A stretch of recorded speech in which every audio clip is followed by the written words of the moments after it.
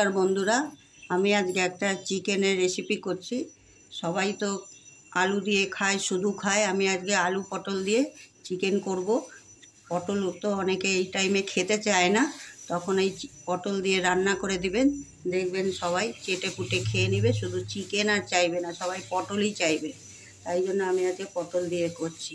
তার জন্য আমি এই যে পেঁয়াজ কুচিয়ে নিয়েছি, রসুন থেতো করে নিয়েছি, আদা গ্রেট করে নিয়েছি। এই যে পটলগুলো ছুলে নিয়েছি, পটলগুলো ছুলে এরকম করে চিড়ে দিয়েছি। আলুগুলো ভেজে নিয়েছি। আমার এখানে 600 গ্রাম চিকেন আছে।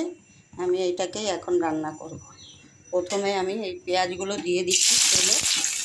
পেঁয়াজ দিয়ে দিচ্ছি, রসুন দিয়ে দিচ্ছি, আদা দিয়ে দিচ্ছি। দেখুন আমি সব কড়াতে দিয়ে দিয়েছি। সর্ষের তেল দিয়েছি 2 টেবিল চামচ, বেশি দিইনি। এইগুলোকে এখন ভাজবো। একটু ভেজে তারপর আমি মশলা দেব। পেঁয়াজগুলো দেখুন আমার ভাজা হয়ে এসছে, আদা পেঁয়াজ রসুন। এর মধ্যে আমি একটু মশলা দিচ্ছি। হলুদ গুঁড়ো আছে 4 চামচের 2 চামচ, নুন আছে পরিমাণ মতন, 1 চামচ লঙ্কার গুঁড়ো আছে 4 চামচের, আর আমি এখানে একটু গরম মশলা নিয়েছি। আমি সব একসঙ্গে দিয়ে দিচ্ছি। এর মধ্যে আমি চিকেনটাও দিয়ে দিলাম। এর মধ্যে আমি আলু পটলটাও দিয়ে দিলাম। এবার এগুলো একসঙ্গে কষাবো। মশলাগুলো দিয়ে সব মিশিয়ে দিয়েছি। আমি এখানে একটু জল দিলাম। জল দিয়ে এখন আমি এটাকে ঢাকা দিয়ে একটু গ্যাস থেকে কমিয়ে দিয়ে আমি এখন রান্না করব। দেখুন এটা আমার বন্ধুরা, আলু দিয়ে পটল দিয়ে চিকেন দিয়ে রসাটা তৈরি হয়ে গেছে। এখন আমি এই পর্যায়ে নামিয়ে দেব।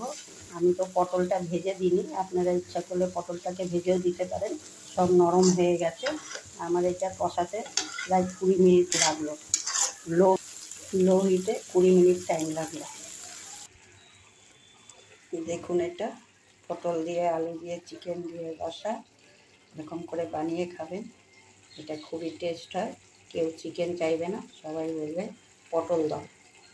এটা ভাত, রুটি, পরোটা, পোলাও, ফ্রাইড রাইস সবার সাথেই খাওয়া যায়।